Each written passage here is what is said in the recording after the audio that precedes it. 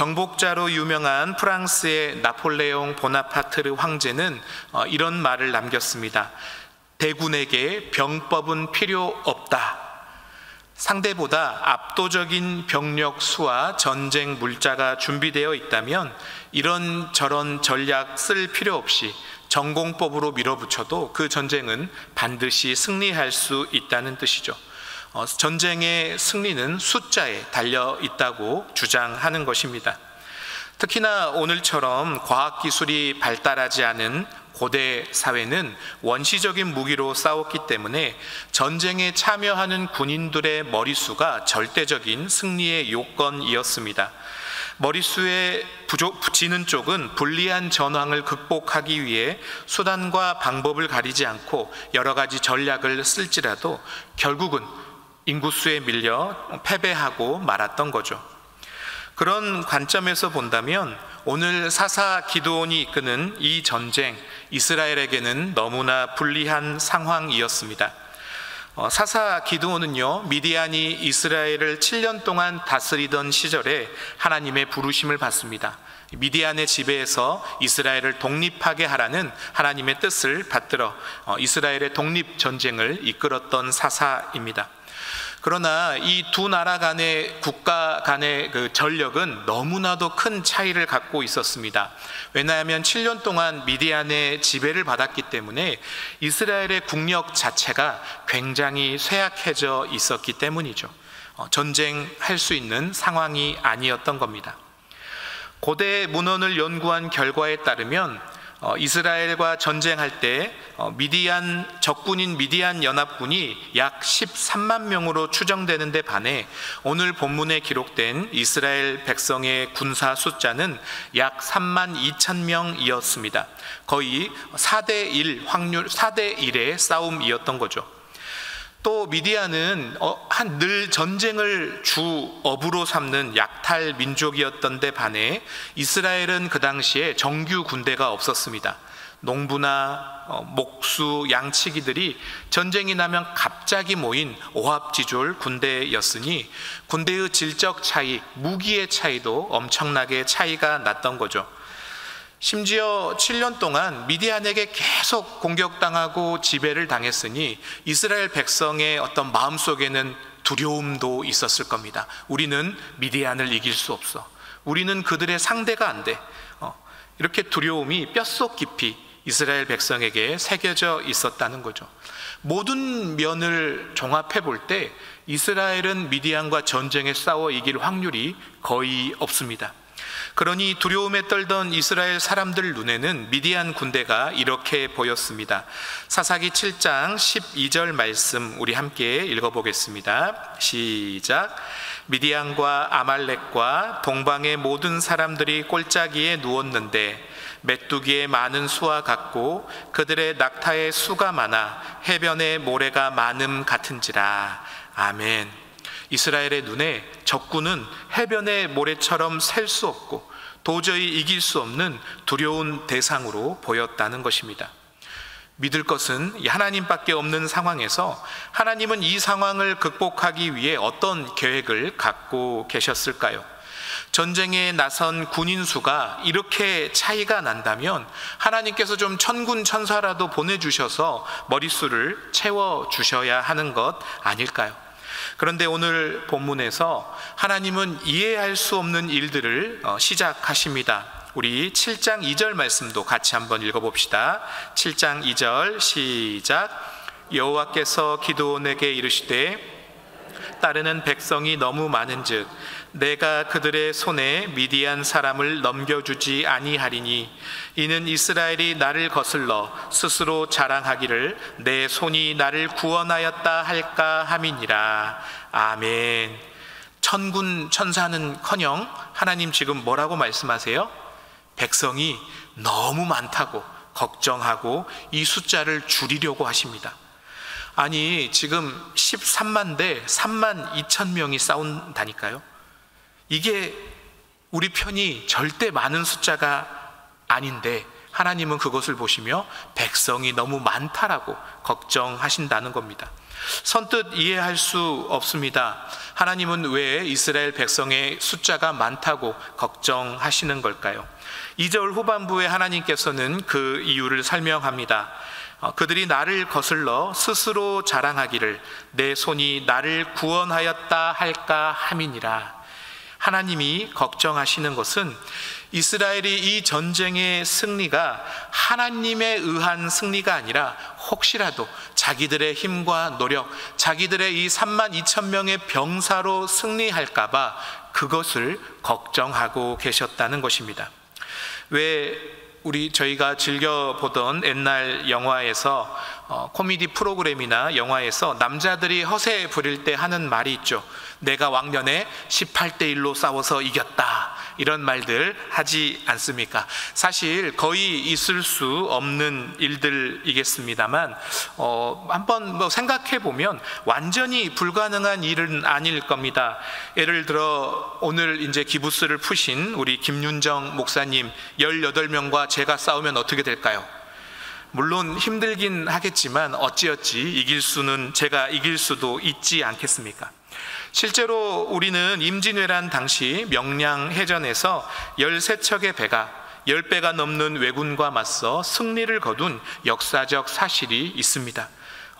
그러니 이스라엘 32,000과 미디안 13만 명의 전쟁, 턱없이 불리하긴 하지만 어떻게 전략 전술을 잘 짜면 이길 가능성이 전혀 없는 것은 아니라는 것입니다.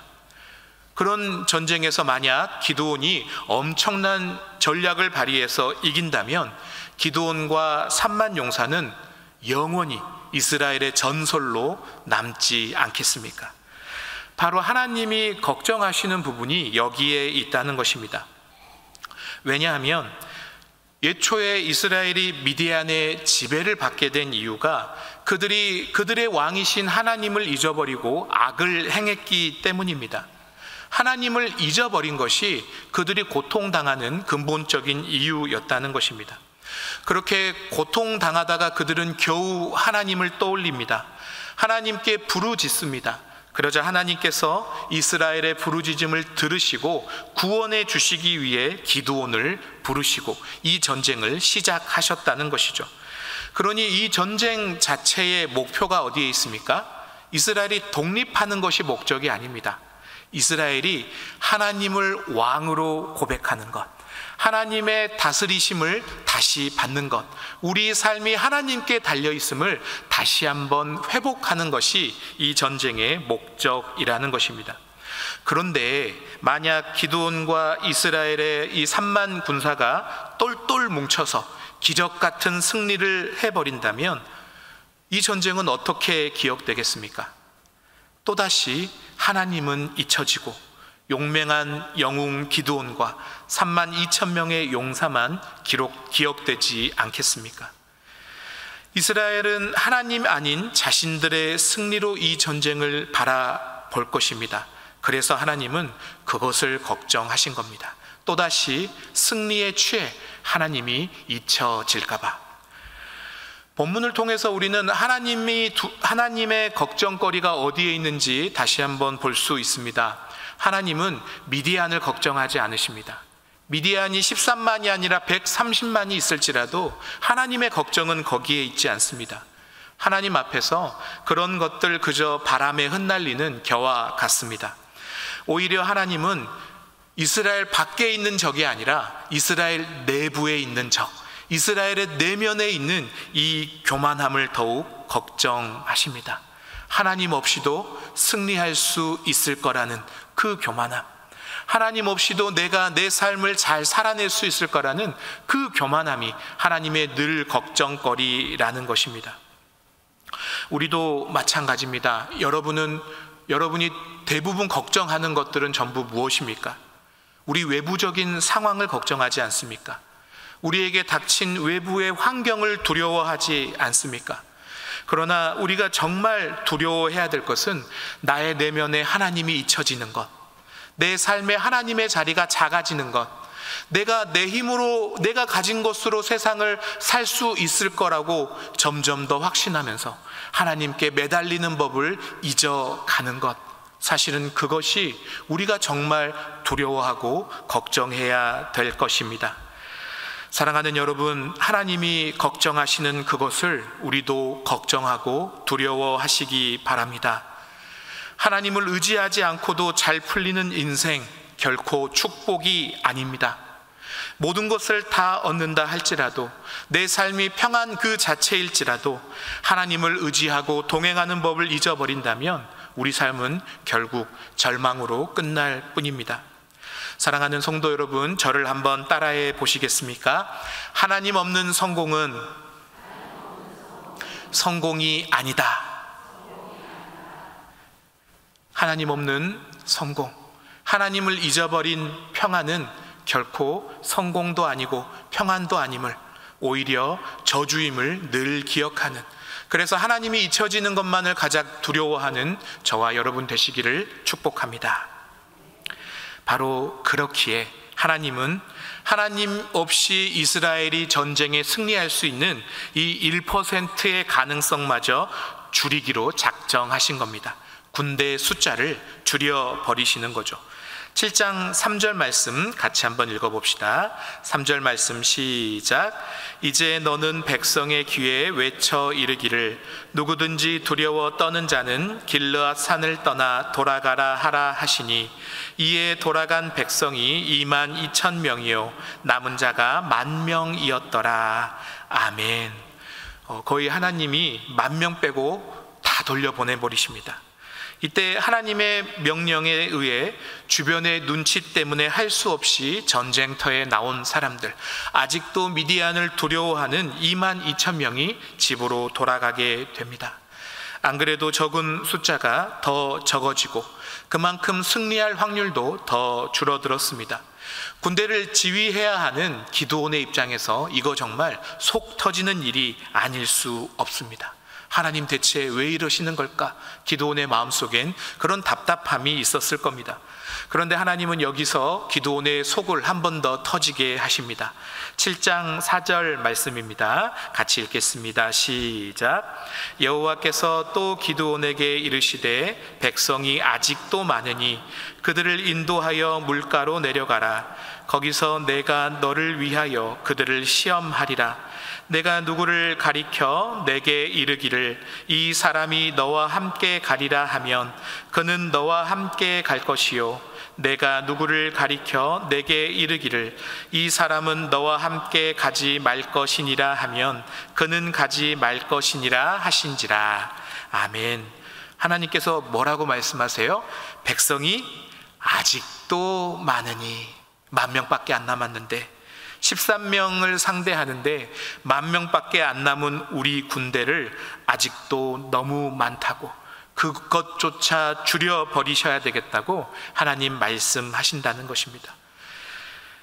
기드온의 속상함은, 기드온의 걱정은 아랑곳 하지 않으시고 하나님은 한 번 더 숫자를 줄이시는데 이번에 그 숫자를 줄이는 기준이 더욱 이해할 수가 없습니다. 우리 7장 5절에서 7절까지 말씀 다시 한번 읽겠습니다. 시작. 이에 백성을 인도하여 물가에 내려가매 여호와께서 기드온에게 이르시되 누구든지 개가 핥는 것 같이 혀로 물을 핥는 자들을 너는 따로 세우고 또 누구든지 무릎을 꿇고 마시는 자들도 그와 같이 하라 하시더니 손으로 움켜 입에 대고 핥는 자의 수는 300명이요 그 외의 백성은 다 무릎을 꿇고 물을 마신지라. 여호와께서 기드온에게 이르시되 내가 이 물을 핥아 먹은 300명으로 너희를 구원하며 미디안을 내 손에 넘겨주리니 남은 백성은 각각 자기의 처소로 돌아갈 것이니라 하시니. 아멘. 300명만 남기도록 하나님 명령하시는데 이 두 번째 숫자를 줄일 때의 기준이 사실은 이해가 잘 되지 않습니다. 물가에 가서 물을 마시는 방식을 통해 구분을 하시는데요, 처음 방법은 이해가 가요. 그래도 두려워 떠는 자들을 돌려 보내셨으니까 군대에서 군인들의 사기는 너무 중요하잖아요. 겁먹은 사람들이 전쟁을 치르는 것 사실 전쟁에 그닥 도움되는 요소는 아니죠. 그러니 두려워 떠는 사람들을 돌려보내고 용감한 군인들만 남긴 이 첫 번째 명령은 우리가 그래도 이해할 수 있다는 것입니다.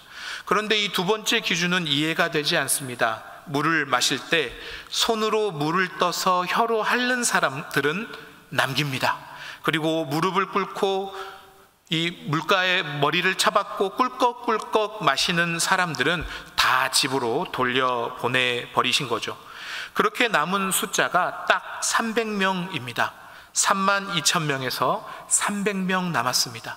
거의 100분의 1로 이스라엘 군사를 줄여버리신 거죠. 늘 다이어트를 하는 제 입장에서 제 몸무게도 이렇게 쭉쭉 줄어든다면 얼마나 좋겠습니까만, 이유도 모르고 이렇게 중요한 백성들의 숫자가 쭉쭉 줄어들어가는 기드온은 정말 죽을 맛이었을 겁니다. 대체 본문에서 두 번째로 남길 사람을 선택하신 하나님의 기준은 무엇일까요? 이 남은 자를 결정하는 하나님의 기준에 대해서 오랜 세월 동안 학자들은 여러 가지 해석들을 내어 놓았습니다. 그 해석들 중에 제가 가장 설득력 있다 생각되는 해석은 손에 물을 떠서 마시는 사람들이 가장 준비된 군인의 자세를 갖고 있었다는 겁니다. 어떤 상황에서도 남은 한 손에는 무기를 쥐고 남은 한 손으로는 물을 떠서 물을 마실 때에도 사방을 경계하는 군인다운 자세를 갖고 있는 그 사람들 300명을 하나님께서 남기셨다는 거죠. 이렇게 성도들도 항상 깨어 준비되어야 하나님께 쓰임받는 사람들이 됩니다. 이렇게 해석하는 아주 충분히 합리적인 해석이 있습니다. 여러분은 하나님의 선택 기준이 무엇이었다고 생각하십니까? 저는 군인의 자세도 충분히 그럴듯한 해석이지만 이 두 가지 하나님이 사람을 남기신 유일하게 공통된 기준이 하나 있다고 생각합니다. 첫 번째 명령으로는 두려움에 떠는 22,000명보다 두려워하지 않는 10,000명을 선택하셨죠.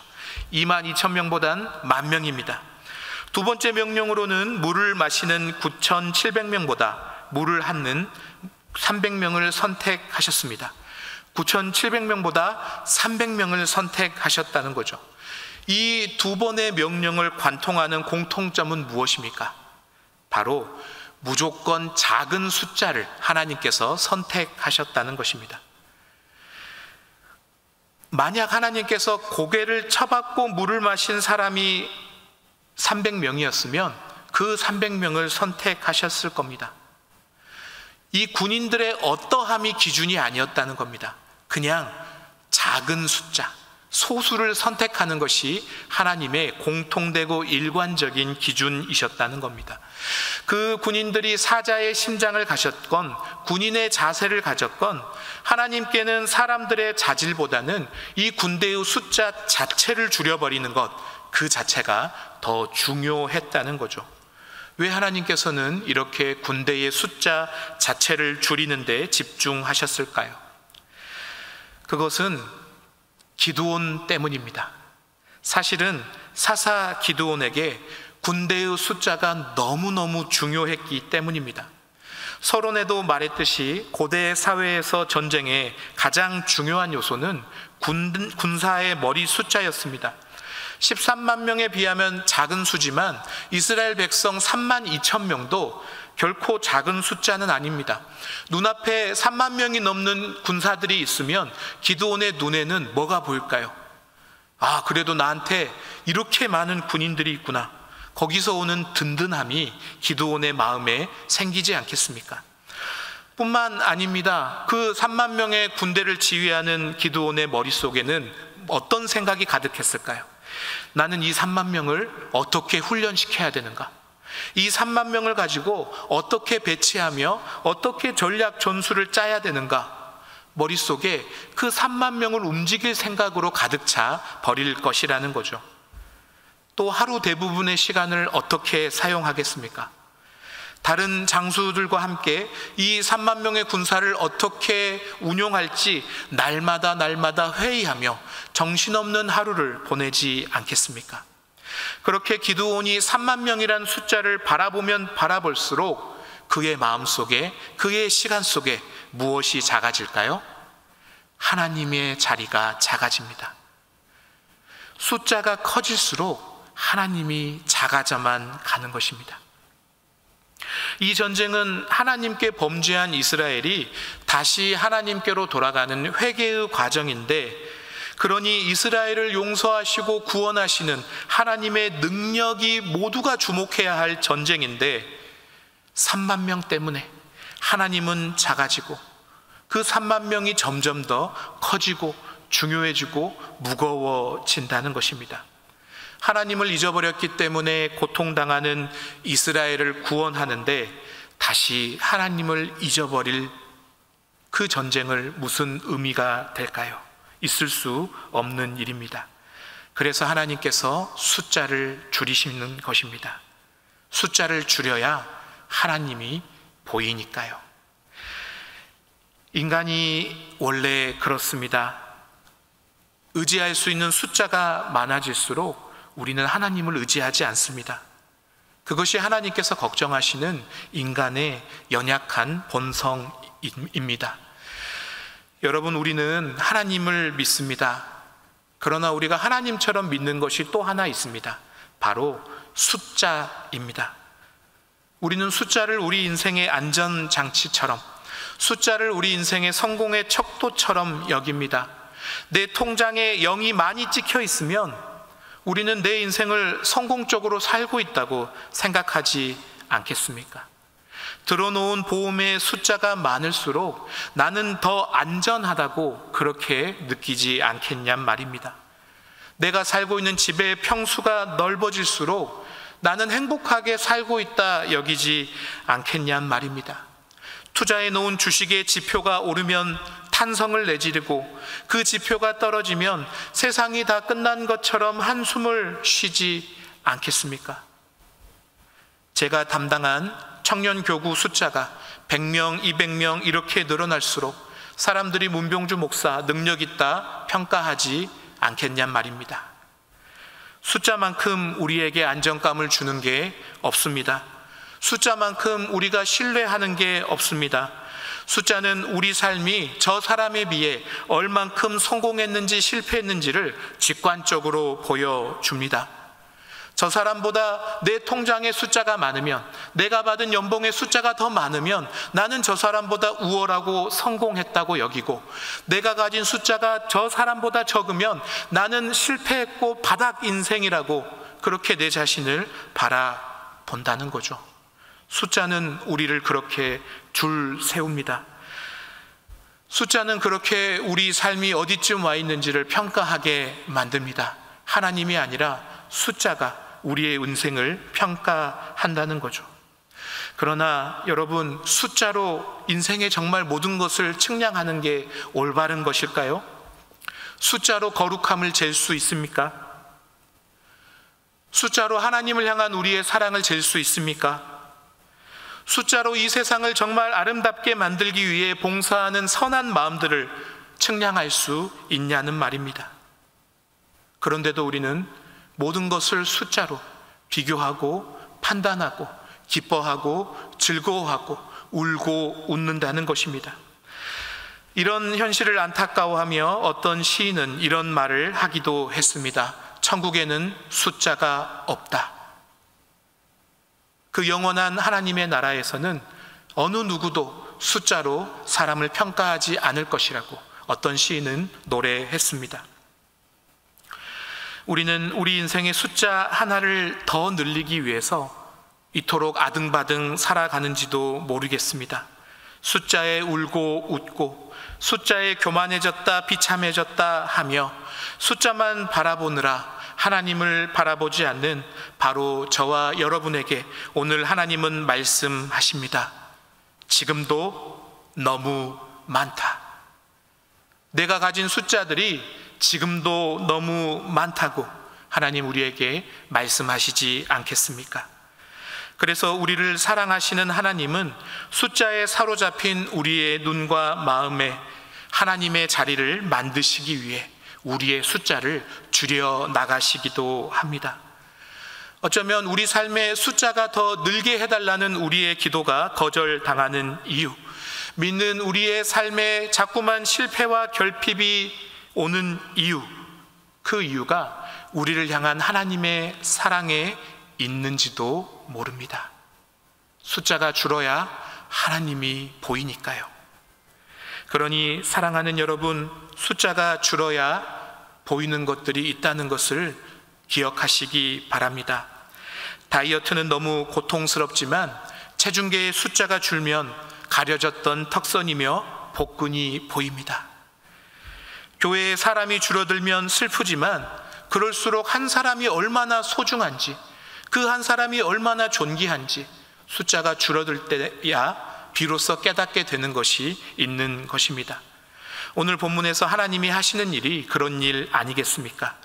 숫자가 줄어들수록 군대를 어떻게 운영할까 꽉 차있던 기드온의 마음이 비워집니다. 그리고 하나님이 보입니다. 의지할 것은 하나님밖에 없구나. 전략을 짜고 회의를 하고 더 좋은 장비를 갖추려고 애쓰기 이전에 하나님께 더 많이 기도하고 더 많이 하나님의 뜻을 구하고 하나님의 은혜를 신뢰하며 전쟁을 치르게 될 것입니다. 숫자가 줄어들 때 우리는 비로소 숫자가 아니라 하나님께 의지하는 법을 배우게 되는 것입니다. 여러분의 삶에 하나님이 잊혀질 만큼 집착하고 의지하고 있는 숫자는 무엇입니까? 그것이 무엇이든 숫자의 많고 적음에 내 인생의 평안과 안전이 달려있다고 믿는다면 그런 우리에게 하나님 말씀하실 겁니다. 지금도 너무 많다. 그리고 우리를 사랑하신 하나님은 우리가 의지하고 주목하고 있는 그 숫자들을 우리 삶에 조금씩 줄여 나가실지도 모릅니다. 그것이 우리를 사랑하시는 하나님의 방식인 거죠. 우리 삶에 하나님께서 숫자를 줄여 나가실 때, 하나님께서 내 인생에 자꾸 실패를 허락하실 때 하나님을 원망하기보다는 숫자에 가려진 하나님을 다시 보라는 하나님의 초대요 사랑의 손길로 여기고 다시 하나님께 돌아가는 저와 여러분 되시기를 바랍니다. 말씀을 맺겠습니다. 사랑하는 성도 여러분, 눈에 보이는 숫자를 자랑하거나 의지하지 맙시다. 우리 삶의 현실적인 부족함 물론 있습니다. 그 숫자를 하나님께서 채워주시는 은혜 또한 우리가 반드시 구해야 할 것입니다. 그러나 성경은 우리에게 알려줍니다. 너의 숫자가 결코 적지 않다고, 오히려 하나님을 잊어버릴 만큼 지금도 너무 많다고, 하나님이 일하시기에는 너가 갖고 있는 숫자로도 충분하다고 말입니다. 숫자가 더 필요한 게 아니라 하나님을 바라보는 순전한 믿음이 우리에게 더욱 필요합니다. 저와 여러분 안에 숫자를 의지하는 마음은 더욱 작아지고 하나님을 의지하는 마음은 날로 더욱 커져가는, 그래서 온전히 하나님께 사로잡힌 우리의 일상을 사는 저와 여러분 되시기를 주님의 이름으로 축복합니다. 함께 기도합시다. 사랑하는 주님, 때로 우리는 우리가 가진 숫자를 바라보며 그것에서 우리 삶의 성공과 실패를 나누기도 합니다. 많은 것을 가졌으면 교만해질 때도 있고 적은 것을 가져서 비참해질 때도 있습니다. 우리를 향한 하나님의 사랑은 숫자로 측량할 수 없는 것인데도 하나님, 우리는 자꾸 숫자를 바라보며 사느라 하나님을 바라보지 못할 때가 참 많이 있습니다. 하나님을 믿으면서도 숫자를 더욱 늘려달라는 기도를 늘 하는 저희에게 오늘 사사기 말씀을 통해 들려주신 그 말씀이 우리 삶에 새겨지게 하옵소서. 지금도 너무 많다고, 하나님을 바라보는데, 하나님을 의지하는데 너가 가진 숫자로 충분하다고 말씀하시는 이 하나님의 말씀을 신뢰하게 하시고, 우리가 가진 그 무엇이 아니라 우리 삶을 인도하시는 하나님만 신뢰하는 저희들이 되게 하여 주옵소서. 감사드리며 예수님 이름으로 기도드립니다. 아멘.